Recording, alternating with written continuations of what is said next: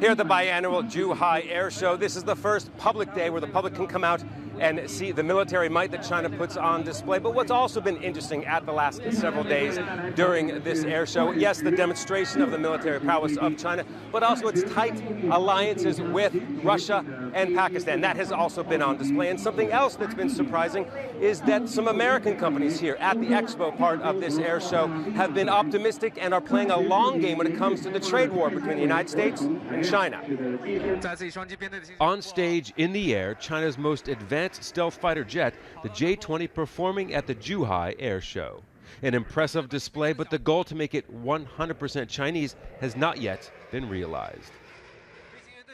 It's still powered by Russian-made engines after delays and issues with the purpose-built Chinese engine under development. Also at the air show, the Pakistani Air Force, customers of the JF-17, an earlier generation Chinese fighter. Along with ally Russia, Pakistan is the only other foreign military taking part in the aerial displays. We started having Chinese aircraft in early 60s, and then we moved on, and now we are into co-production. So it is very important for Pakistan Air Force to have good relations with China. Commercial travel demands could see China take over from the U.S. as the world's largest aviation market in the next decade. And that means a big need for more airliners. For years, China has been developing indigenous commercial aircraft. As with the stealth fighter, there have been delays.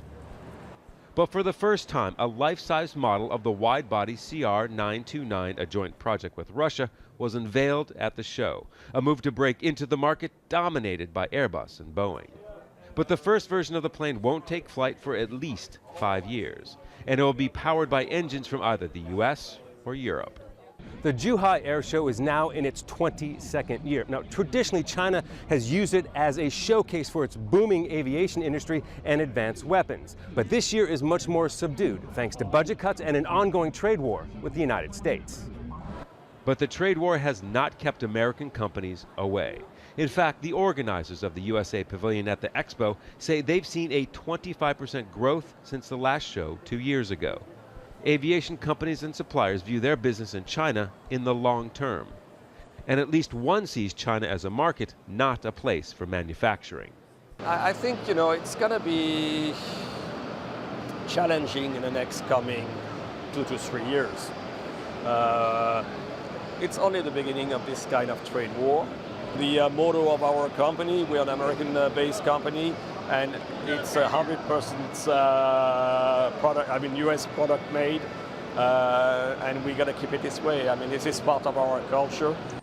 So with the expected rapid growth in the number of Chinese passengers taking to the sky over the next 10 years, some companies are willing to put up with the trade war for now.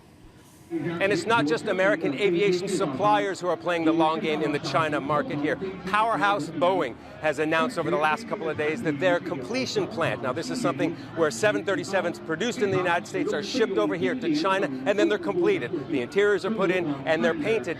They are going to open that plant in December here in China. They expect, once it's fully ramped up, 100 737s for the Chinese market will roll out of that factory. Now, that's obviously showing commitment to the Chinese market here. Despite what's going on with the trade war, we're expecting there to be hopefully some progress with the trade war at the end of the month at the G20 meeting in Argentina. That's the next time the leaders of China and the United States will sit down, hoping that there's going to be progress in this trade war.